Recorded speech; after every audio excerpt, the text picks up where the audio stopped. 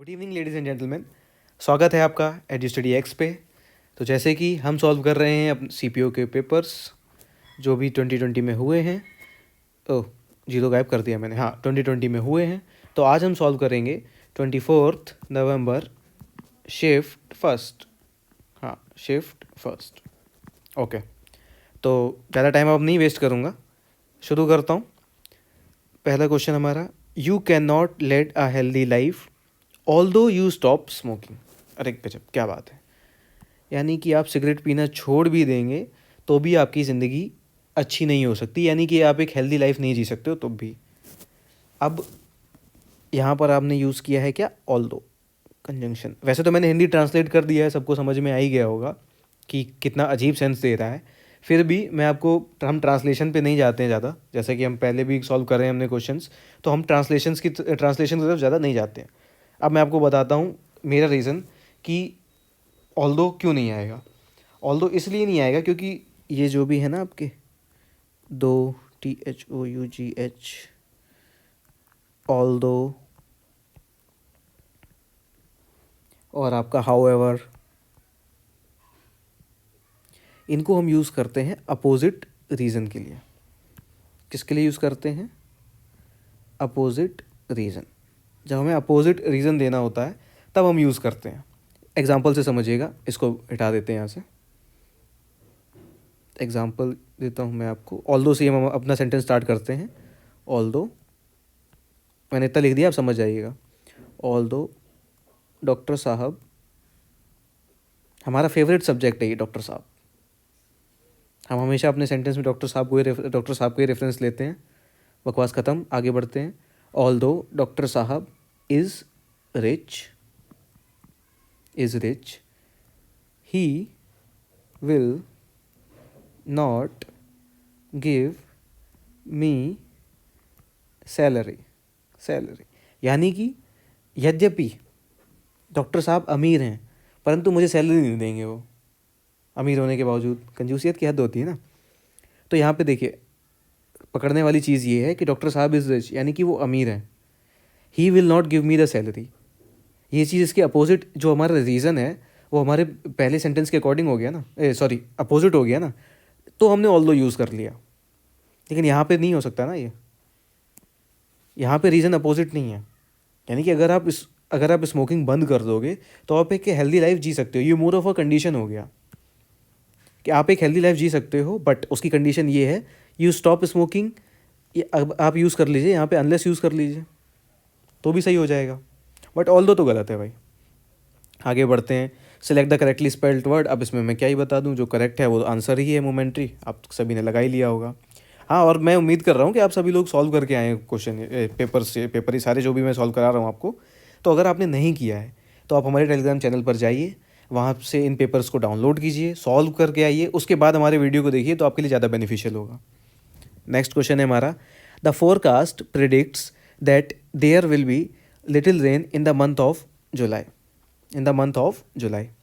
अच्छा जी, अभी क्या है कि जैसे हम करते आते हैं क्वेश्चंस, हम जब भी कहीं इंप्रूवमेंट देखते हैं तो हम सबसे पहले अपने आप को ये सेटिस्फाई कराते हैं कि भाई यहाँ पे इंप्रूवमेंट है भी कि नहीं, होना चाहिए क्यों नहीं होना चाहिए। जैसा कि हमने ऊपर भी आपको कराया था कि हम ऑल्दो यूज़ क्यों नहीं कर रहे थे, तो हमारे पास एक रीज़न था कि हम ऑल्दो क्यों नहीं यूज़ करना है, ऑल्दो हमारा क्यों गलत है यहाँ पे। अभी आगे आते हैं। यहाँ पर बात ये है कि फोरकास्ट कुछ बता रहा है, फोरकास्ट प्रेडिक्शन कर रहा है कि जुलाई के महीने में बहुत कम बारिश होगी। बता चुका हूँ अब सभी को, लिटिल, आ लिटिल और द लिटिल।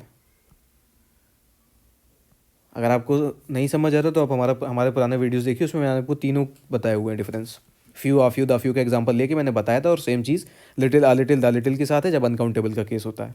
अब यहाँ पे रेन तो काउंटेबल नहीं है, प्लीज़ ये मत कहिएगा काउंटेबल है यार, बुरा लगेगा मुझे बहुत ज़्यादा। तो अभी हमारी रेन काउंटेबल नहीं है, तो लिटिल रेन से क्या दिक्कत है, तकलीफ क्या है लिटिल रेन से। अब फोरकास्ट की बात हो रही है, यानी कि फ्यूचर की बात हो रही है, तो फ्यूचर के लिए विल भी यूज़ किया है, तो कुछ तकलीफ होनी चाहिए किसी को इसमें, मुझे मेरे हिसाब से। तो अब आपको तकलीफ सिर्फ हो सकती है लिटिल रेन से, और ऑप्शंस भी अगर हम देखें ना तो कुछ हमें ऐसे ही दिए हुए हैं। अब भाई ये तो आपने देख के ही बता दिया कि मैनी रेन हो नहीं सकता, अनकाउंटेबल की बात है, और फ्यू भी नहीं हो सकता। अगर हम ऑप्शंस के थ्रू जाएं, तो मैनी और फ्यू तो होगा ही नहीं। क्यों? क्योंकि ये यूज़ होते हैं हमारे काउंटेबल नाउन्स के लिए। काउंटेबल के केस में हम यूज़ कर लेते हैं इनको। यहाँ पे रेन तो अनकाउंटेबल है। अब सिर्फ बचता है हमारा आ लिटिल।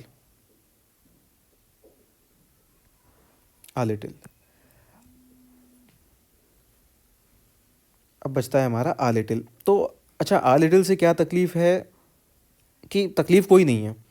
अगर हम आ लिटिल को भी रख देंगे ना अपने सेंटेंस में, तो भी सही हो जाएगा ये। बट वहाँ पर क्या, मस्ट दिक्कत कर देगा।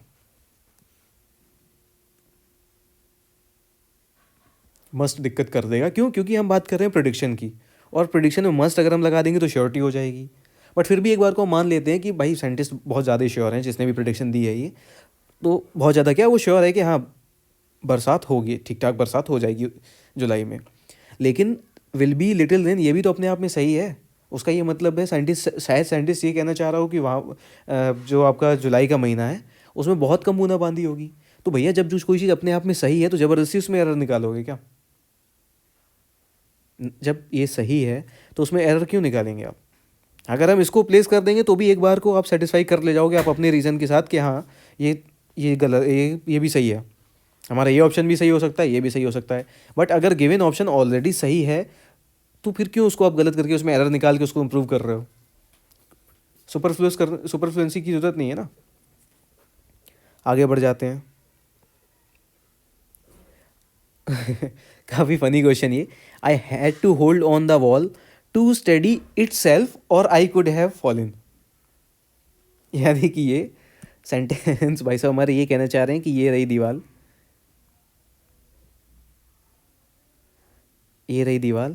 और ये भाई खड़े हैं।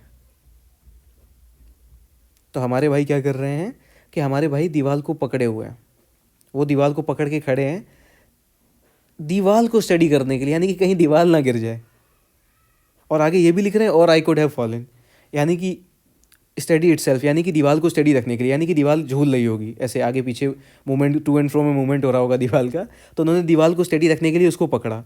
और आगे लिख रखा है सेंटेंस में, अगर उन्होंने ऐसा अगर उन्होंने ऐसा नहीं किया होता तो वो गिर गए होते। भाई दीवार पकड़ रहे हो, गिर खुद रहे हो, ये चक्कर क्या है? चक्कर यहाँ पर ये है कि जो प्रोनाउन है ना वो गलत है। यहाँ पर इटसेल्फ की जगह माई सेल्फ कर लो, सब सही हो जाएगा, जितने भी कष्ट हैं सब दूर हो जाएंगे। कैसे? I had to hold on to the wall to study myself, यानी कि मैंने खुद को स्टडी करने के लिए, यानी खुद को स्टेबल करने के लिए, यानी कि दीवार नहीं झूल रही है, मैं झूल रहा हूँ। अगर इट सेल्फ हो जाएगा तो इट आपका यूज़ हो रहा है वॉल के लिए, वॉल की जगह हम इट यूज़ कर रहे हैं, तो गलत हो गया ना। और हमें यहाँ पर प्रोनाउन चाहिए आई के लिए, तो आई के लिए आप माई सेल्फ यूज़ करेंगे ना कि इट सेल्फ। आई होप सभी को क्लियर है। और अगर किसी के आई में तकलीफ़ है, वो अपने लिए इट यूज़ करता है, तो मैं नहीं कह सकता। सबको पता होगा कि इट हम किस केस में यूज़ करते हैं। आगे बढ़ जाते हैं। ईडियम हमसे बोला गया मार्क वंस मार्क, यानी कि अपना निशान छोड़ देना, या ये कहना कि अपनी जगह सुनिश्चित कर लेना, या अपना कुछ खास ऐसा प्रदर्शित करना। जैसे कि अभी हमारी ऑस्ट्रेलिया की सीरीज़ हुई है और उसमें ऋषभ पंत ने अपना मार्क, कहते हैं make one's mark, Rishabh Pant ने अपना मार्क बनाया। काफ़ी अच्छी परफॉर्मेंस हुई उनकी टेस्ट मैचेस में, तो उन्हें ख्याति मिली, उन्हें पहचान मिली, यानी कि अपनी पहचान बनाना। ये है आपका ऑप्शन नंबर 4, अटेन रिकग्निशन। आगे बढ़ जाएंगे आप, सम्चुअस। अब आप आ गए, आपको बताना है सम्चुअस का सिनोनिम। तो भैया सम्चुअस का सम्चुअस की मीनिंग हो गई लेविश, या कह लीजिए आप वेरी एक्सपेंसिव।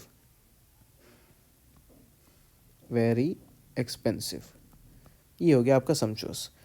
और ऑप्युलेंट का मीनिंग हो गया एक्सट्रीम रिच। तो यही हो गया आपका आंसर। बिरेफ्ट, स्टिंजी, बदबूदार, ये सब तो कोई आंसर नहीं होंगे ना, ऑप्युलेंट होगा आपका आंसर। आगे बढ़ जाएंगे आप, मस्टर। मस्टर का वैसे तो मीनिंग हो जाता है गैदर करेज, गैदर करेज, गैदर करेज यानी साहस जुटाया है, कुछ भी जुटाना, मतलब जुटाने के सेंस में भी आप कह सकते हो मस्टर। नाम से भी, वो पढ़ने से भी क्लियर हो रहा होगा। अब इसका एंटोनिम आपको बताना था, तो एंटोनिम हो गया डिस्पर्स यानी कि फैल जाना।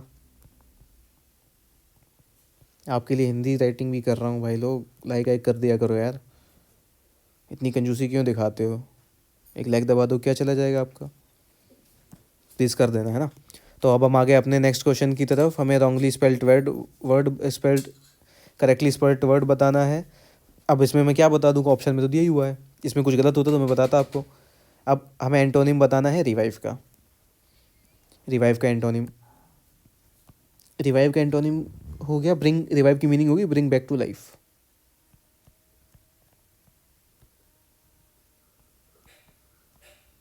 ब्रिंग बैक टू लाइफ, ठीक है।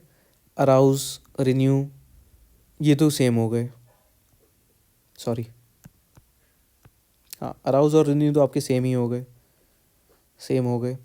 और कॉन्सोल, कॉन्सोल मतलब कंडोलेंस, सांत्वना, इस मीनिंग में आ गया। कुल मिला के रिवाइव का मीनिंग नहीं है, एंटोनिम बताना है हमें, सॉरी एंटोनिम है तो रूइन आ गया, ख़त्म करना, ख़त्म करना, ये हो गया आपका आंसर। अब आप आगे बढ़ गए। आपको यहाँ पर आपको दिया गया है, आपको फिल इन द ब्लैंक्स आपको भरना है कुछ यहाँ पर, शुद्ध हिंदी में बोलें तो ये है हमारा, of our success depends on our efforts, ठीक है। तो अच्छा अभी हम क्या पकड़ेंगे, हमने फिर से हम पकड़ेंगे वर्ड, वर्ड पकड़ा हमने सक्सेस। सक्सेस के लिए हमको चाहिए, हम साफ समझ पा रहे हैं कि देखिए हमें ऑप्शन में सारे डिटर्मिनर दिए हुए हैं, हमें सक्सेस के लिए चाहिए डिटर्मिनर। अब सब लोग बता दोगे कि भैया सक्सेस क्या काउंटेबल है या अनकाउंटेबल है, बताइए क्या है। चलिए आप मत बताइए, आप बता भी कैसे पाएंगे, मैं ही बता देता हूँ कि सक्सेस आपका हो गया अनकाउंटेबल, अनकाउंटेबल हो गया। अब जैसे ही सक्सेस आपका अनकाउंटेबल हुआ तो मैनी और लेस, सीधा यहीं से गलत हो गया आपका। बचे आपके दो options, few and much.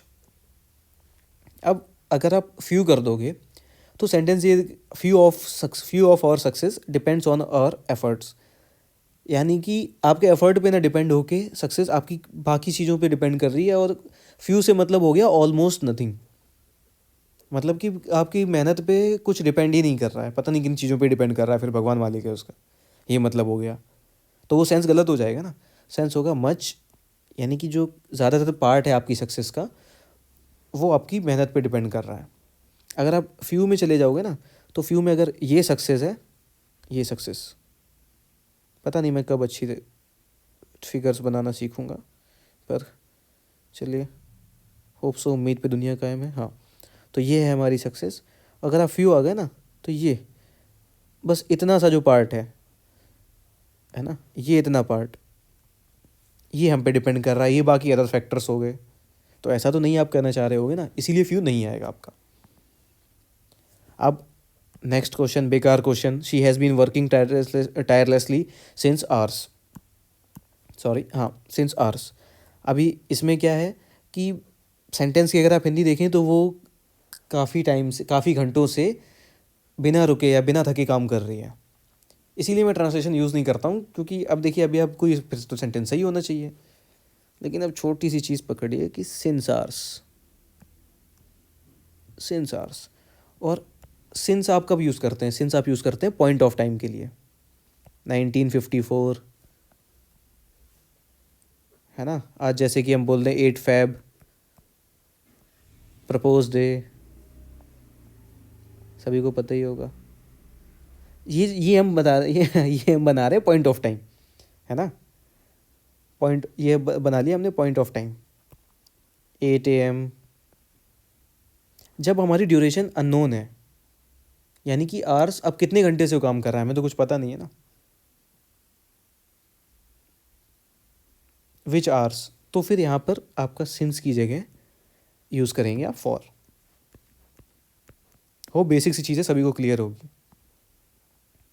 Next, second hand furniture dash here at reasonable prices.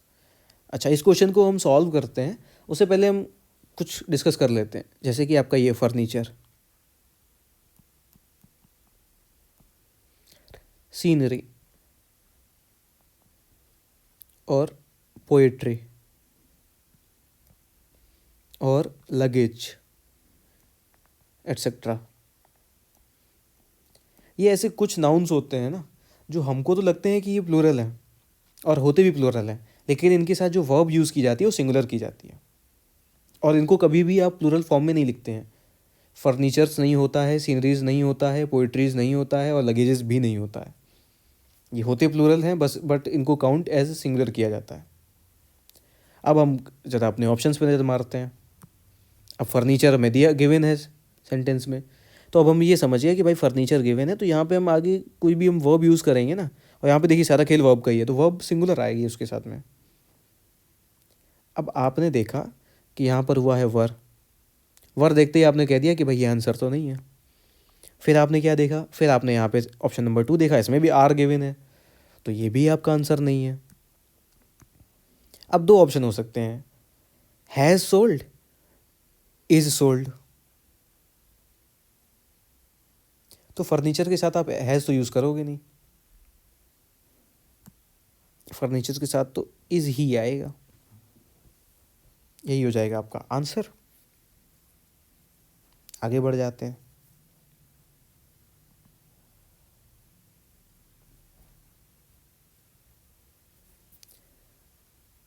I was sorry to be hearing of his misfortune.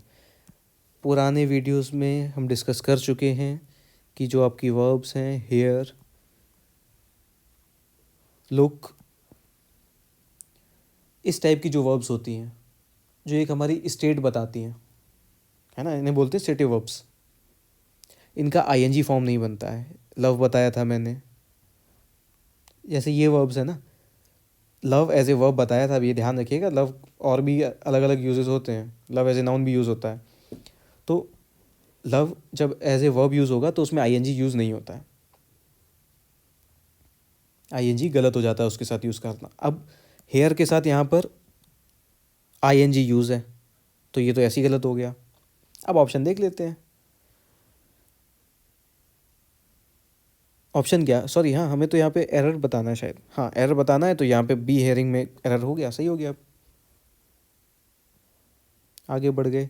Every year the family goes for a pilgrim to the temple at Tirupati. अब वो तीर्थ के लिए जाते हैं, इसीलिए मैं बार बार बोलता हूँ ट्रांसलेशन यहीं पे गलत हो जाता है। हिंदी में आप अगर आप इसका हिंदी ट्रांसलेट करने लग जाओगे तो बिल्कुल सही है, क्या क्या दिक्कत है भाई इसमें। बट दिक्कत ये है कि फॉर आप यूज़ करते हो रीज़न के लिए।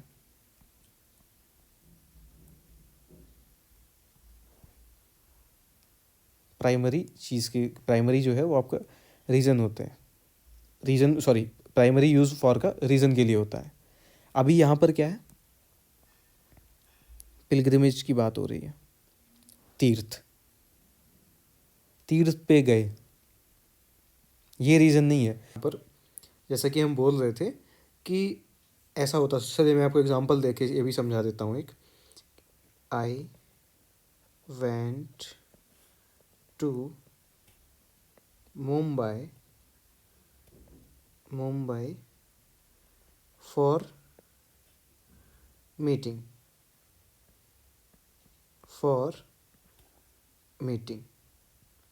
है ना। तो जो हमारा फॉर आ गया, अब इससे ये हो गया कि फॉर, अब आप समझ पा रहे हैं कि मैं मुंबई गया किस लिए, मीटिंग के लिए, मीटिंग के लिए। तो ये पर्पज़ है मीटिंग करना।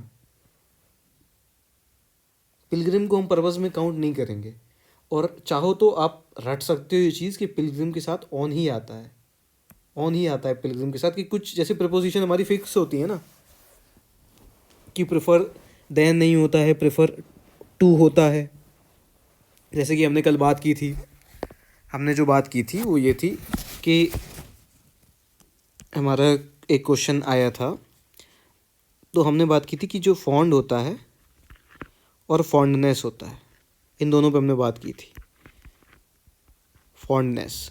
तो फॉन्ड ऑफ होता है और फॉन्डनेस फॉर होता है। फॉन्ड ऑफ, फॉन्डनेस फॉर, ये डिफरेंस होता है और यही हम यूज़ करते हैं, तो ये फिक्स होता है। इसको अगर हम समझने जाएंगे तो डिटेल में मैं आपको समझाते समझाते कुछ खुद भी कंफ्यूज हो जाऊंगा और आप भी कंफ्यूज हो जाओगे। तो बेटर यही रहेगा कि आप इसको ऐसे ही समझ लो कि कुछ ये चीज़ें हैं जो हमेशा हमेशा हमारी फिक्स चलती हैं। अभी आगे आ जाते हैं। हमको इडियम बताना था, pocket an insult, to bear an insult, यानी कि अपनी बेइज्जती बर्दाश्त करना। पॉकेट एन इंसल्ट, जैसा कि आप समझ सकते हो कि इंसल्ट को जेब में रख लिया, तो वही चीज़ है। आगे आ गए, अगेन सब्स्टिट्यूशन, सॉरी सब्स्टिट्यूशन कह रहा हूँ, आपका कॉम्प्रहेंशन आ गया। आपको यहाँ पे क्लोज टेस्ट बोलते हैं जिसको कि, तो आपको यहाँ पे फिल करने हैं। अभी हम आते हैं, बढ़ते हैं, ठीक है। नेसेसिटी दे से is the mother of invention. ऐसा कहा जाता है कि नेसेसिटी जो है वो आविष्कार की, आवश्यकता ही आविष्कार की जननी है। काफ़ी फेमस और घिसा पिटा dialogue. Doctor Burjor P Banaji होंगे कोई, ये Banaji, pioneer of LASIK surgery in India, has dash over a dozen of surgical instruments. अच्छा, यानी कि ये पायोनियर हैं। आप एक चीज़ समझिए, पायोनियर किसके? लासिक सर्जरी की। पायोनियर की आपको चलिए मैं बता देता हूँ मीनिंग क्या होती है। पायोनियर पता होनी चाहिए आपको। पायोनियर की मीनिंग होती है लीडर या किसी क्षेत्र में सबसे आगे, ये होता है पायोनियर का मीनिंग, है ना। तो अब हम ऑप्शन पे जाते हैं। Founded over a dozen surgical instruments. अब फाउंडेशन ना किसी बिल्डिंग की होती है, किसी इंस्टीट्यूट की होती है, ऐसा कुछ भी होता है तो उसमें आप फाउंडेशन उसको बोलते हो। फाउंडेशन वहाँ यूज़ होता है, फाउंडेशन वहाँ यूज़ होते हो। कोई भी आपके जैसे कि आपके इन्वेंशन जैसे कि आपसे होते हैं ना, देखिए इन्वेंटेड दिया भी हुआ है, मैंने देखा नहीं था सच में इसको। तो जैसे कि आपके जैसे कि टेलीफोन होता है, इसको क्या बोलते हैं कि इन्वेंटर, इन्वेंशंस, आविष्कार करना, ये आविष्कार होता है, ना कि स्थापना। तो फाउंडेड नहीं होगा। डिस्कवर भी नहीं होगा। डिस्कवर हम किसके लिए करते हैं कि अणु की खोज की, परमाणु की खोज की वायरस की खोज की, इन सब के लिए होता है आपका डिस्कवरी। डिस्कवरी करना, कोई फिनोमिना, किसी फिनोमिना की डिस्कवरी होना। लेकिन मशीन का हमेशा इन्वेंशन होता है, मशीन का या किसी भी इंस्ट्रूमेंट का इन्वेंशन होता है। तो सर्जिकल इंस्ट्रूमेंट्स का भी के केस में भी हम इन्वेंशन ही यूज़ करेंगे। आगे बढ़ जाएंगे हम। When dash senior eye surgeon eight Max Eye Care started LASIK. अच्छा, तो अब आपको भरना है यहाँ पे डिटर्मिनर। व्हेन, देखिए यहाँ पर आई सर्जन है, सिंगुलर है, तो दोस्त तो होगा नहीं, प्लूरल में आता है। दीज भी नहीं होगा, दे भी नहीं होगा, बचा क्या? दा बचा। आ भी हो सकता था, अगर ए होता तो भी हो जाता सही, क्योंकि हो सकता है किसी स्पेसिफिक आई सर्जन की बात नहीं की जा रही, सीनियर आई सर्जन की बात नहीं की जा रही हो। चलिए आगे बढ़ते हैं। At Max Eye Care started, Max, हाँ, Max Eye Care started LASIK, there were dash surgeons doing it world wide. हाँ, अब हमें क्या है यहाँ पे, अच्छा चलिए पहले तो हम, जैसे कि हम ऊपर करके आ रहे हैं काउंटेबल अनकाउंटेबल से, थोड़ा सा हटा हटा लेते हैं, हम अपनी दुविधाएं कम कर लेते हैं। देखिए एनी आएगा नहीं, ये तो हमें पहले ही पता चल गया कि एनी नहीं आएगा। लिटिल भी नहीं आएगा, क्यों? क्योंकि ये तो काउंटेबल है ना, सर्जन्स आपके काउंटेबल है। वैसे तो मोर भी नहीं आएगा, क्यों? क्योंकि अगर मोर, यहाँ पे आपको सेंस देना है कि भाई इन्वेंशन किया है, इन्होंने इन्वेंशन किया है। अब यहाँ पे क्या सेंटेंस कह रहा है? There were surgeons doing it world wide, यानी कि यहाँ बात की किसकी की जा रही है? डॉक्टर बुरजोर पी बाणाजी, क्या नाम है, बड़ा अजीब नेम है, इनकी बात की जा रही है ना। तो भाई बहुत कम लोग ये चीज़ कर रहे होंगे ना, तभी तो उन्होंने उन्होंने इन्वेंशन किया। अगर उन्होंने इन्वेंशन किया तो आपका आंसर फ्यूज आएगा ना, कम लोग कर रहे होंगे, ज़्यादा होता तो मोर कर रहे होते हम। Surgeons doing it world wide and no instrument were available either. देखिए, हिंदी समझेंगे लिमिटेड, सीमित, एग्जैक्ट, करेक्ट, सही इंस्ट्रूमेंट नहीं, सही नहीं यानी स्पेसिफिक, यानी कि सटीक उसी चीज़ के लिए स्पेसिफिक। अब मैं हिंदी में आपको क्या एक्सप्लेन करूँ, मुझे हिंदी मीनिंग नहीं आ रही है, बट जैसे हम यूज़ करते हैं ना अप्रोप्रिएट, वो चीज़ हो गई। तो कोई अप्रोप्रिएट इंस्ट्रूमेंट नहीं था, करेक्ट इंस्ट्रूमेंट अगर स्पेसिफिक नहीं होता तो शायद एक बार करेक्ट हो जाता।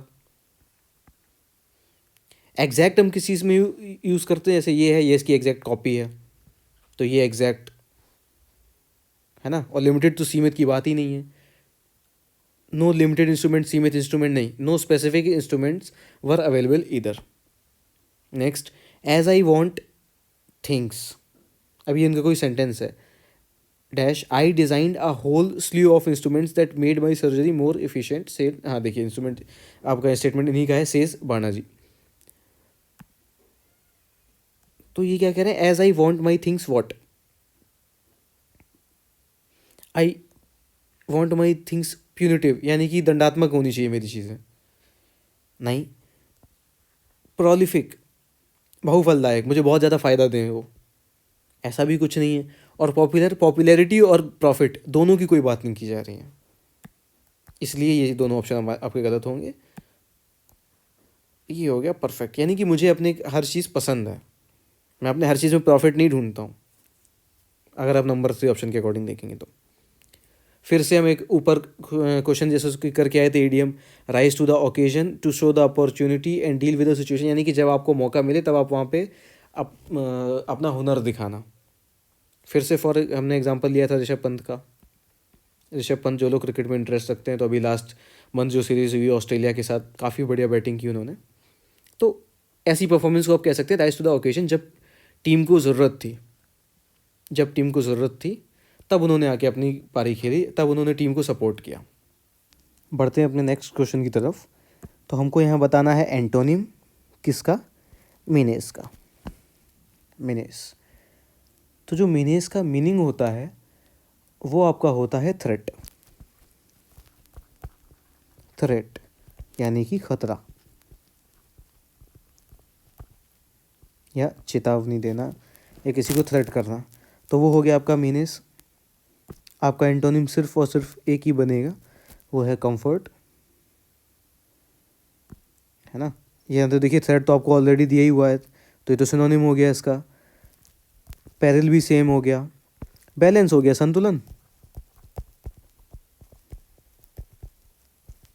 संतुलन जो कि आपका एंटोनिम होगा नहीं, एंटोनिम हमारा एक ही जाएगा, वो है कंफर्ट।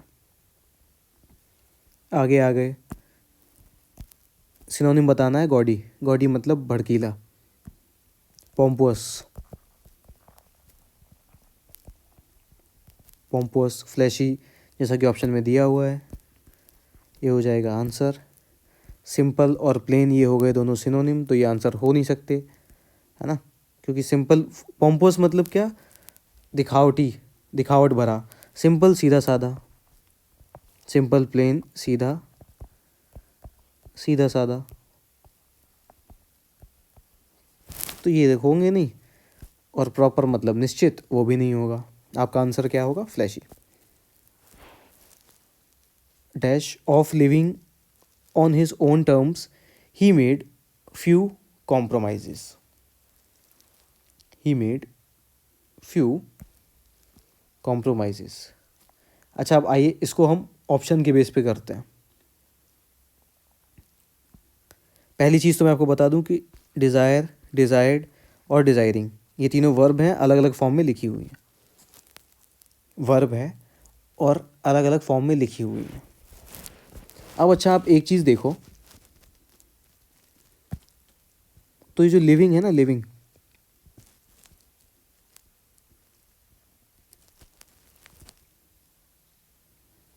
ये लिविंग भी एक वर्ब है। लिविंग नाउन होता है और वर्ब होता है, लेकिन सेंटेंस में किस तरह यूज़ किया गया है उस पर डिपेंड करता है। एक लिविंग का मतलब होता है जीवन यापन, और एक लिविंग का मतलब होता है ज़िंदगी जीना। एक लिविंग का मतलब होता है जीविका, यानी कि what do you do for living, यानी कि आप रोजी रोटी अपनी कैसे चलाते हो, ये हो गई उसकी मीनिंग। और एक मतलब होता है ज़िंदगी जीना, उस वजह से है। अब आप एक चीज़ ये देखो ना कि आपके लिए जिरंड के फॉर्म में यूज़ कर, अगर हम इसको जिरंड मान लें, ठीक है, तो भाई यहाँ पे ये प्रपोजिशन क्या कर रही है, ये वर्ब के डायरेक्ट आता ना, वर्ब के डायरेक्ट बाद आता।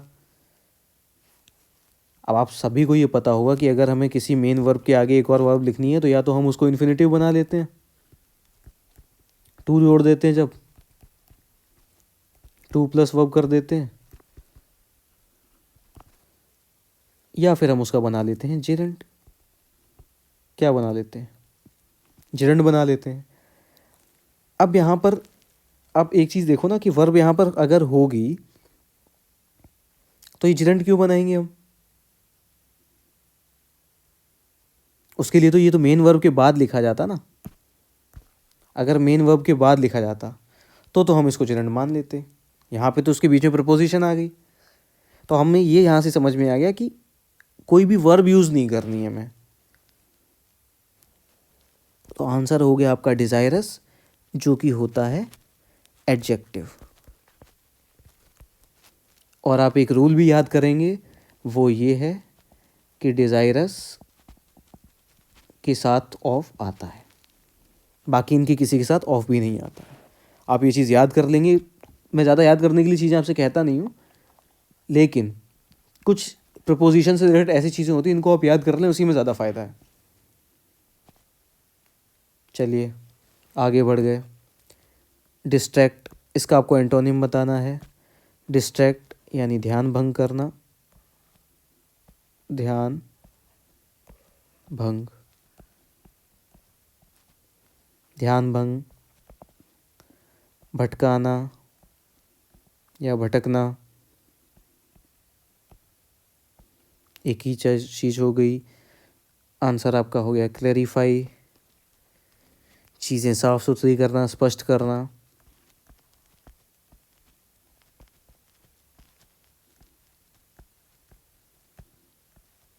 ये हो जाएगा आपका answer.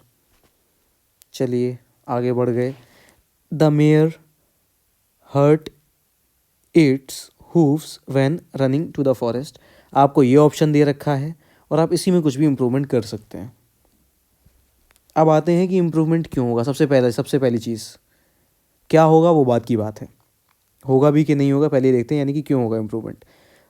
The mare hurt its hooves, यानी कि उसने अपने जो खुर होते हैं, हूव्स, हूव्स मतलब होता है खुर, खुर उनको डैमेज कर लिया। कब, when running to the forest, यानी कि जंगल की तरफ जाते हुए उसने अपने खुरों को डैमेज कर लिया। अब अगर प्लेन पे घोड़ा दौड़ेगा या घोड़ी दौड़ेगी तो कैसे डैमेज हो जाएगी, आप ही मेरे को बताओ। तो ये सेंस की लगाने की बात है, वैन तो नहीं आएगा।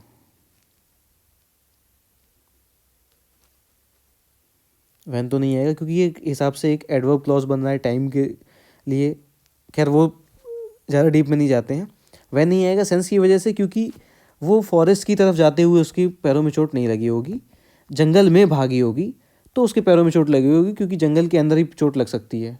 मैदान में तो घोड़ों के खुर इतने मजबूत होते हैं, चोट नहीं लग सकती। तो आपका आंसर नो सब्स्टिट्यूशन तो हुआ नहीं। अब ऑप्शन चेक कर लेते हैं। विद रनिंग अक्रॉस, यानी कि भाई खुर है, कोई इंस्ट्रूमेंट थोड़ी ना है,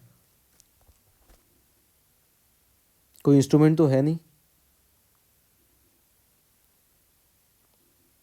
आई called him with my cell phone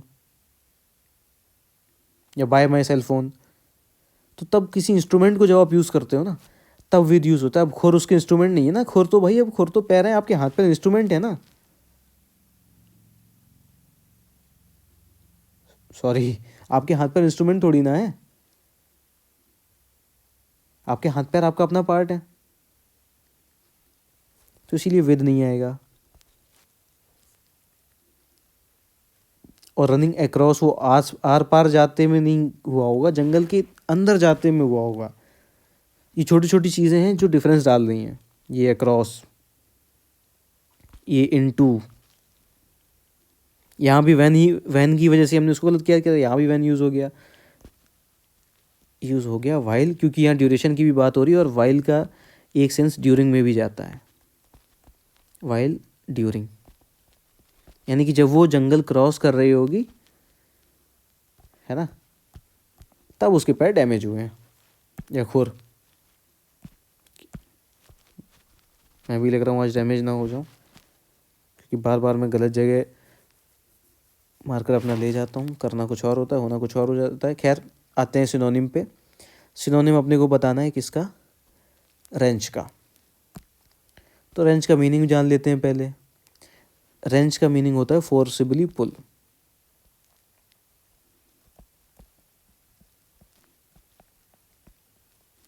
जबरदस्ती खींचना किसी चीज़ को। रिजेक्ट तो एक हिसाब से ये हो गया, भगा दिया। दूरी बनाना, डिटर का मतलब, डिटर का मीनिंग हो गया दूरी बनाना। और सप्लाई का मतलब सप्लाई, मैं हिंदी नहीं बता पा रहा हूँ इसकी, सॉरी, आपको समझ लीजिएगा। सप्लाई का मतलब हो गया सप्लाई। अगर कुछ है ना इसके सिनोनिम में, वो है रेस्ट। रेस्ट का मतलब भी होता है पुलिंग, पुल। सेम मीनिंग होता है। आई होप सभी समझ गए होंगे। हाँ, तो अब हम आगे बढ़ते हैं। नेक्स्ट क्वेश्चन, हमको सिनोनिम किसका बताना है? सिनोनिम आपको बताना है डेस्पाइस का। डेस्पाइस का सिनोनिम बताना है। और अभी मैं चाहूँगा सब लोग कमेंट में मुझे ये सिनोनिम बताएं। मैं अब इस पर सिनोनिम पे टाइम वेस्ट और नहीं करना चाह रहा हूँ। आगे बढ़ गए हम। हमें अब ईडियम दिया गया है किथ एंड किन। किथ एंड किन यानी कि सगे संबंधी, जैसा कि दिया हुआ है फैमिली रिलेशंस। यही आपका आंसर है। अब हम बढ़ गए आगे। ये देखिए, अच्छा question. Eggs are sold the dozen. Dozen की बात हो रही, यानी कि बात हो रही क्वांटिटी की। क्वांटिटी की। अच्छा, सीपीओ में ये चीज़ें हैं कि फिक्स प्रपोजिशन वाली चीज़ें पूछे। जैसे डजन है ना, डजन के केस में बाई यूज़ होता है। अगर आप बात करोगे जैसे किलो की, अगर हम बात करें किलो, तो इन किलोज।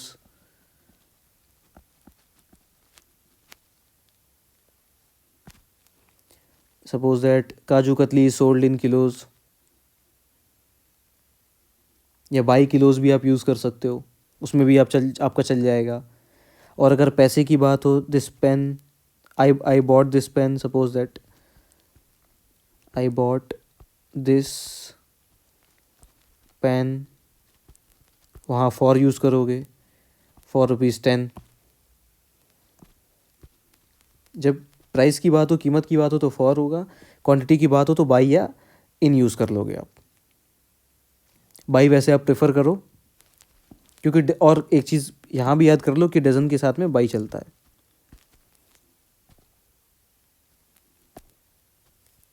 अगला भी अच्छा question. A large swarm of dogs blocking the way. अब यहाँ पे डॉग्स, कुत्तों की झुंड के बारे में बात की जा रही होगी, लेकिन स्वार्म किसका होता है? स्वार्म कलेक्टिव नाउन होता है। स्वार्म होता है यूज़ बीज के लिए। बीज के लिए स्वार्म जो यूज़ करते हैं वो होता है बीज के लिए, इसलिए ये हो गया गलत। इसीलिए यहाँ पे नो सब्स्टिट्यूशन होगा नहीं। ऑप्शन में आते हैं हर्ड। हर्ड होता है एनिमल्स का, एनिमल्स के ग्रुप को बोलते हैं। सब कलेक्टिव नाउन से सारे के सारे। एनिमल्स। जो आपका स्कूल होता है वो फिश के लिए यूज़ होता है, यानी कि मछलियों के समूह को स्कूल भी कह देते हैं। और जो कुत्तों के लिए यूज़ होता है वो होता है पैक। पैक ऑफ डॉग्स होता है, वोल्व्स भी होता है। वुल्फ्स के लिए भी पैक यूज़ किया जाता है। आगे बढ़ते हैं। हार्श एंड डिस्कॉर्डेंट साउंड, अजीबोगरीब आवाज़। कैकोफोनी यानी जो कान को चुभे, कर्कश। Harmony, symphony, same meaning. आगे बढ़ जाओ आप। Have either of you been to the planetarium before. अभी देखिए, ये पार्ट में हमको सब्स्टिट्यूशन करना है। आइए ज़रा देखते हैं इसको सही से। वो ऐसा कि हैव दिया है, हैव ईदर, हैव और इधर दो चीज़ें दी हैं। अब जो इधर के साथ में आप यूज़ करते हो ना, वो हमेशा इधर के साथ में सिंगुलर चलता है,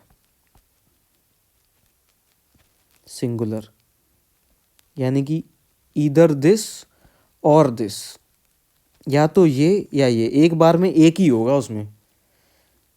अगर हम दोनों की बात करते हैं तो वहाँ पे हम बोथ यूज़ करते हैं,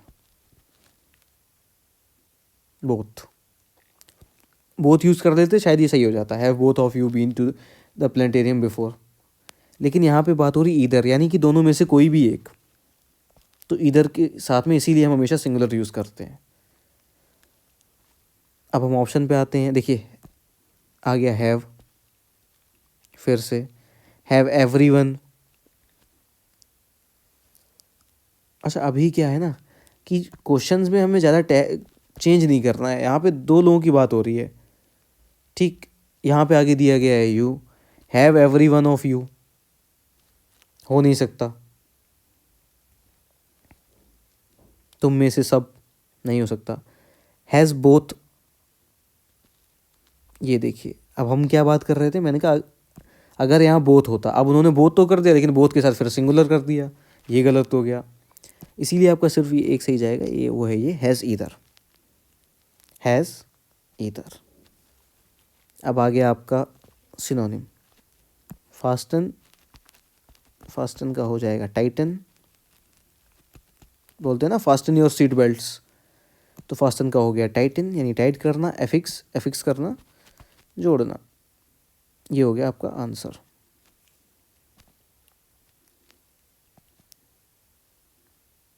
तो हमें एंटोनिम बताना है डिप्रेडेशन का।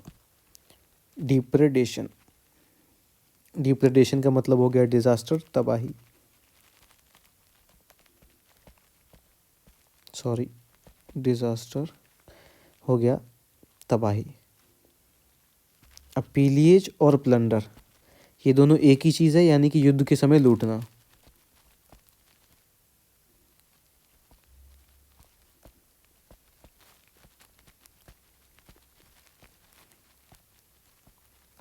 युद्ध के समय लूटना।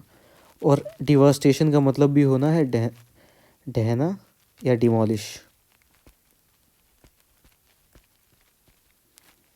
जो कि तीनों का आपका सेम मीनिंग हो गया। तो एंटोनिम आपका बचा एक, कंस्ट्रक्शन, किसी चीज़ को बनाना, किसी चीज़ को बनाना। चलिए सस्ता पेन, पहले भी हम दोनों हो चुके हैं लेकिन डॉक्टर साहब महंगा दिलाते ही नहीं, क्या कर लें अब। चलिए हमारा नेक्स्ट क्वेश्चन है, the dates when days and nights are of equal length, यानी कि वो टाइम जब दिन और रात दोनों इक्वल लेंथ के होते हैं तो उसको आप बोलते हैं इक्विनॉक्स, इक्विनॉक्स। ये सभी आपको हमारे पीडीएफ में मिल जाएंगे, ऐसी तो मैं बोलता हूँ टेलीग्राम चैनल पर ज़रूर विजिट करें, वहाँ से आप पीडीएफ डाउनलोड कीजिए, आपको सारे के सारे वन वर्ड और एंटोनिम सिनोनिम भी हमारे पीडीएफ में मिलेंगे। वहाँ से आप चीज़ों को रीड कीजिए, उनको याद कीजिए, आपके लिए बेनिफिशियल होगा बहुत ज़्यादा। अगला क्वेश्चन हमारा, arrangement of events according to the date of occurrence, यानी कि जिस हिसाब से उनकी डेट ऑफ, जब जब जिस हिसाब से वो इवेंट्स हुए हैं उनको डेट के अकॉर्डिंग अरेंज करना, वो आपका होता है क्रोनोलॉजी। क्रोनोलॉजी समझ लीजिए आप, कुछ याद आया? आई होप सभी लोगों को याद आ ही गया होगा, शायद इसीलिए एसएससी ने भी क्रोनोलॉजी समझाने की कोशिश की है। आगे बढ़ते हैं, a person who is trend for travelling into space, astronaut, अंतरिक्ष यात्री को क्या बोलते हैं? एस्ट्रोनॉट, सभी को पता है। पायलट जहाज़ उड़ाता है। साइंटिस्ट वैज्ञानिक होता है। फिजिसिस्ट जो फिज़िक्स के बारे में पढ़ाई लिखाई करे, जैसे नॉलेज हो फिज़िक्स की। नेक्स्ट क्वेश्चन, हमें इडियम का मीनिंग बताना है, strike when the iron is hot, लोहा गर्म है तो हथौड़ा मार दो, ग्रैब अ फेवरेबल अपॉर्चुनिटी। अब आपको मिस स्पेल्ड वर्ड बताना है, तो वो है आपका टायरेनी। टायरेनी की मैं आपको सही स्पेलिंग बता देता हूँ। टायरेनी की सही स्पेलिंग है TYRANNY, ना कि ये जो एसएससी ने दे रखी है, इसीलिए दे रखी है कि आप सही स्पेलिंग आपको पता है, आप आंसर टिक करके आइए। अब आपको करेक्टली स्पेल्ड वर्ड बताना था तो कॉमोशन आंसर में दिया ही है, मुझे इसको सही करके मैं क्या बताऊँ जो पहले से सही उसमें दिया हुआ है। A large bedroom for a number of place in an institution, इसका आंसर हो गया डॉर्मिटोरी। डॉर्मिटोरी, डॉर्मिटोरी यानी कि जहाँ पर एक इंस्टीट्यूशन के द्वारा प्लेस होती है, इंस्टीट्यूशन प्रोवाइड करता है, उनकी खुद की नहीं होती है। अपार्टमेंट में क्या, अपार्टमेंट में आपके लोग तो रहते हैं बट वो अलग अलग रहते हैं, वो किसी एक इंस्टीट्यूशन का नहीं होता है। वहाँ पर अलग अलग फील्ड से बिलोंग करने वाले लोग रह सकते हैं। बट जो आपका डॉर्मिटोरी होते हैं, डॉर्मिटोरी वो आपकी किसी एक इंस्टीट्यूशन की होती है, उसका कोई भी एक मालिक होता है, उसके वर्कर्स वहाँ पे रह सकते हैं या उनकी फैमिलीज़ भी रह सकती हैं, कोई भी रह सकता है, बट वो एक स्पेशल इंस्टीट्यूशन की होती है। और अपार्टमेंट में कोई भी लोग, स्पेशल इंस्टीट्यूशन से उसका कोई मतलब नहीं होता है। और ऑडिटोरियम तो सबको पता ही होगा, और चैम्बर भी पता होगा, gas chamber, chamber non living things के होते हैं, गैस चैम्बर। हार्ट में भी चैम्बर होते हैं, आप ये मत कहना हार्ट लिविंग थिंग है, बट चैम्बर पीपल की केस में यूज़ नहीं किया था, पीपल लोग वहाँ नहीं रहते चैम्बर्स में। वो हिटलर साहब का काम था लोगों को चैम्बर में रखना। नेक्स्ट क्वेश्चन है आपका, you deserve credit for the success show. तुम सक्सेस शो की क्रेडिट को डिजर्व करते हो। अब आपके ऑप्शंस क्या हैं? ओनली इफ, कंडीशन तो दी नहीं है, सच दैट, कंपेयर भी आप नहीं कर रहे हो तो सच दैट यूज़ नहीं कर पाओगे, और नो लेस है। क्या आपको कहीं सेंटेंस में देन दिख रहा है आगे? देन है क्या? सॉरी, देन है क्या? नहीं है। और ये वैसे तो नो लेस भी कंडीशन के लिए हो गया, तो आपका आंसर जाएगा नन बट, यानी कि कोई नहीं, तुम्हारे सिवा कोई नहीं इस सक्सेस की क्रेडिट को डिजर्व करता है, या और कोई नहीं, सिर्फ तुम ही सक्सेस के क्रेडिट को डिजर्व करते हो। ये हो जाएगा आपका इसका हिंदी, अगर आपको जानना था तो हम बढ़ते हैं। आपको एरर बतानी है। One of the proposals received by us seem very interesting. ध्यान दीजिए इस पे, प्रपोजल्स, और ध्यान दीजिए इस पे। हम पहले डिस्कस कर चुके हैं कि वन ऑफ द, ये सारे ये होंगे प्रपोजल्स, ये बहुत सारे, जितने भी कितने भी हो सकते हैं, ये प्रपोजल्स हैं। इसमें से किसी एक की बात की जा रही है तो वो सिंगुलर हो गया ना। सिंगुलर हुआ कि नहीं हुआ? आप कहोगे हो गया, सिंगुलर हो गया, ये तो हो गया सिंगुलर। अब यहाँ पे वर्ब है ये सीम, सीम है आपकी वर्ब, सीम है वर्ब। अब सिंगुलर सब्जेक्ट के साथ भैया वर्ब आप यूज़ करोगे प्रेजेंट इंडेफिनेट में, तो एस कौन लगाएगा भाई? सीम्स वेरी इंटरेस्टिंग, इसीलिए आपकी इस पार्ट में हो गई एरर। अब आपको मिस स्पेल्ड वर्ड बताना है, वो है आपका बिसीज। सही स्पेलिंग में आपको बता देता हूँ। तो आपका बिसीज हो जाएगा BESIEGE होता है। बिसीज यानी कि घेराबंदी करना, आर्मी या पुलिस जिससे भी घेराबंदी आपको करनी है, बिसीज हो गई घेराबंदी करना। अब हम आ जाते हैं अपने पैसेज की तरफ। अब पैसेज हम चलिए पहले चेक कर लेते हैं पुरानी तरह कि हमें पूरा पढ़ना है कि नहीं पढ़ना है। Greek gods, okay, not true. Next हमारा how did use bring back. Next question animal sacrifices, ठीक है। 12 Olympian gods and goddesses, okay. नोवो devoured his children at the birth because. तो ठीक है, अभी हमें क्या ना कि पैसेज को अभी पढ़ना नहीं पड़ेगा पूरा। वो कैसे कि अब हम रिलेटेड वर्ड्स ढूंढ के काम चलाएंगे। देखिए कैसे, आ जाते हैं अपने फर्स्ट क्वेश्चन की तरफ, सॉरी, जो कि है question number 46। Which of the following about the Greek gods is not true. यानी कि ग्रीक गॉड्स कहाँ पे दिया हुआ है, अब हम जल्दी देख लेते हैं। Greek religious festivals, Greek gods, ये देखिए यहाँ से शुरू हो रहा है। Greek gods were immortal beings, immortal beings. अब आपको यहाँ ये चलिए, ये तो हमारा पहले ही मैच कर गया, पहले ही मैच कर लिया। देखिए यहाँ पे दिया हुआ है कि ग्रीक गॉड्स थे वो इमॉर्टल थे, और यहाँ पर जो आंसर में दिया है वो है कि ग्रीक गॉड्स वर मॉर्टल्स। तो हमें बाकी तीनों मैच करने ही नहीं पड़े, हमें सीधा यहीं से यहीं पता चल गया। पैसेज हमें ऐसे जल्दी जल्दी निपटाने का मैं आपको तरीका बता रहा हूँ। अगर हमसे समरी पूछ ली गई होती पैसेज की तो हमको पढ़ना पड़ जाता पूरा। आते हैं, how did Zeus bring back his siblings. Okay, अब हम ज़्यूस और सिबलिंग्स को पकड़ेंगे, कहीं लिखा अगर हमें दिख जाएगा। हाँ, तो यहाँ आप देख लीजिए कि हमें ज़्यूस यहाँ कहीं दिख रहा है। Zeus the youngest son of Rhea and Cronus was hidden from his father instead of being swallowed. Once he became a man, he challenged his father's soul, forcing Kronos to regurgitate the rest of his swallowed children. Regurgitate means होता है कि जो चीज़ निगल गई है उसको वापस बुलाना, यानी कि उल्टी करना, वॉमिट बोल सकते हैं शायद। हाँ, ऑप्शन में देखिए वॉमिट दिया भी हुआ है, वॉमिट, वॉमिट बोल सकते हैं आप। तो यही हो गया आंसर। अब ऐसे क्या है ना, हमको पूरा नहीं पढ़ने की ज़रूरत है, थोड़ा थोड़ा हमने देखा कहाँ पे क्या लिखा है।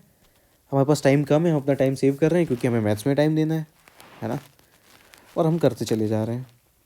आगे देखिए, animal sacrifices were made to gods too. अच्छा, अब हम पैसेज में कहीं भी एनिमल्स के बारे में देख लेंगे कि कहाँ एनिमल्स की बात की जा रही है। तो अब आप स्टार्टिंग में अगर देखिए तो यहाँ कहीं मुझे एनिमल्स दिख रहा है, वो ये है, ये देखिए एनिमल सेक्रीफाइस यहाँ कहीं दिख रहा है। अब हम इसके सेंटेंस को पढ़ लेते हैं। Religious festivals and ceremonies were held throughout the year and animal sacrifice and votive offerings were popular ways to appease and worship the gods. यानी कि जो भगवान हैं उनको मनाने के लिए और उनकी पूजा के लिए एनिमल सेक्रीफाइस और ये सब काम जो भी दुनिया भर का दिया हुआ ये किया जाता था। अब देख लेते हैं हमें ऑप्शन में कहाँ वर्शिप दिया है। नेचर मिस्ट्रीज नहीं, चैलेंज करने के लिए नहीं, फ्यूचर इवेंट्स जानने के लिए भी नहीं, पैसिफाई एंड वर्शिप देम, पूजा करने के लिए उनकी। ये हो गया हमारा आंसर। बढ़ जाएंगे अपने अगले पैसेज की तरफ। The 12 Olympian gods and goddesses were the children of. अब अच्छा हम देखते हैं चिल्ड्रन की बात कहाँ की जा रही है। 12 जाइंट्स तो हमें यहाँ कहीं पढ़ने में आ रहा है। The history of Greek pattern belongs with primordial deities Gaia, mother earth and Uranus father sky who were the parent of first of 12 giants. यानी कि जो the 12 Olympian gods and goddesses. Okay, अभी यहाँ पे देखिए गैया, मदर अर्थ और father Uranus, अभी इनकी भगवान होने की बात नहीं की जा रही है ना। भगवान हमको आगे मिल रहे हैं, वो ये देखिए। Cronus eventually overthrew Uranus and ruled during mythological golden age. Over time, Rehana and 12 children would become the Olympian gods. ये Reha had 12 children who would become the Olympian gods. The 12 Olympian gods की बारे में बात हो रही। Gods and goddesses were children of, वो किसके children थे? तो अब देखिए वो थे आपके रेहा, एक तो हमें यहाँ से पता चल गया। दूसरा हमको बताना है क्या, क्रोनोस एंड रेहा। ये देखिए हमको यहाँ से मिल गया, बस हमें इतना पढ़ना पड़ा। ये चीज़ प्रैक्टिस से आएगी, आप प्रैक्टिस कीजिए, नहीं तो अगर आप पूरा पढ़ना चाहें तो पूरा भी पढ़ सकते हैं। मैं बस टाइम बचाने के लिए ऐसा कर रहा हूँ। आगे बढ़ गए। Cronus devoured his children at birth because. अब क्रोनोस से हम देख लिया, यहाँ की क्रोनोस की बात ही हो रही थी, यहीं पे थोड़ा सा पढ़ लेंगे। However Kronos had a prophecy that his son would overthrow him as he did to Uranus. In an effort to avert fate, he ordered Reha to allow him to devour each of the children upon their birth. अच्छा, यानी कि उन्हें डर किस बात का था कि जैसे उन्होंने अपने पिताजी को भगाया गद्दी से, वैसे ही उनका बेटा उन्हें भगा देगा। और उन्होंने इससे बचने के लिए अपने बेटे को, अपने जितने भी बेटे हुए सबको बेटे बेटे को खाने के लिए बोला। Cronus devoured his children at birth because his son would was predicted to overthrown. यही आप मिल गया यहाँ पर। और हमारा आज का सॉल्यूशन वीडियो हो गया कंप्लीट। होप सभी को पसंद आ रहा होगा हमारी सॉल्यूशन सीरीज़। हम सीपीओ की अभी हम सीपीओ में हैं, फिर अभी हम सीएचएसएल लाएंगे आप सभी के लिए। सीएचएसएल और एयरफोर्स भी ला रहे हैं हम आप सभी की डिमांड पर। एयरफोर्स और सीएचएसएल के प्रीवियस पीवाईक्यू आप सॉल्व कराए जाएंगे। एयरफोर्स के लिए भी कंटेंट आने वाला है। और जो हमारे मैथ्स के वीडियोस हैं सीपीओ के, उसको देखने के लिए भी हमारे चैनल पे कंटेंट पड़ा हुआ है, आप जाइए वहाँ पर देखिए। हमारे इस वीडियो को लाइक ज़रूर करें ताकि हमें मोटिवेशन मिले आपके लिए और भी अच्छा कंटेंट प्रोड्यूस करने के लिए। आप शेयर कीजिए ज़्यादा से ज़्यादा हमारे इस वीडियो को, जो भी लोग आपके फ्रेंड्स हैं प्रिपेयर कर रहे हैं या और भी कुछ है उनको शेयर कीजिए। हमारे चैनल को सब्सक्राइब ज़रूर से कीजिएगा। चलते हैं, मिलते हैं आपसे अगले वीडियो में। Bye bye.